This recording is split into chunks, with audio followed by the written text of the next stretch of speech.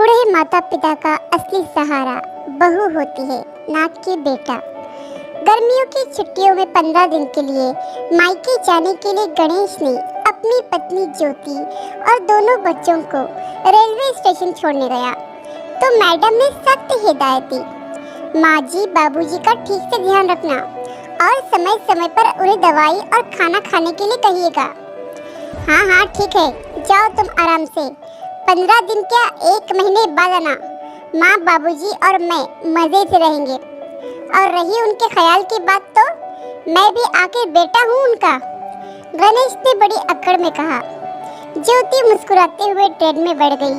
कुछ देर में ही ट्रेन चल दी। उन्हें छोड़कर घर लौटते वक्त सुबह के 8-10 हुए थे तो गणेश ने सोचा कि बाहर से ही कचौरी समोसा ले चलूं ताकि माँ को नाश्ता ना बनाना पड़े।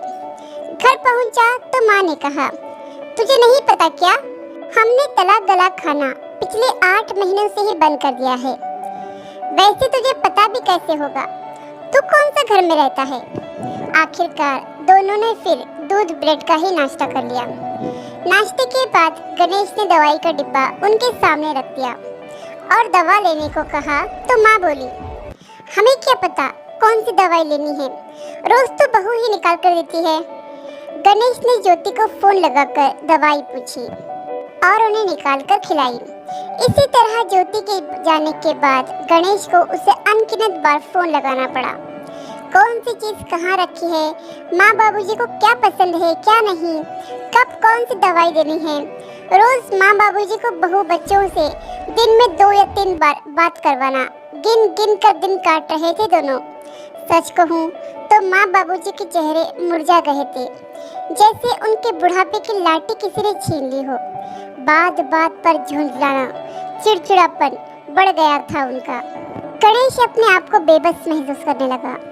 गणेश को उन दोनों का अकेलापन देखा नहीं जा रहा था। आखिरकार गणेश को सारी अकड़ और एक बेटा होने का अहम को ताक पर रखकर 1 सप्ताह बाद ही ज्योति को फोन करके बुलाना पड़ा।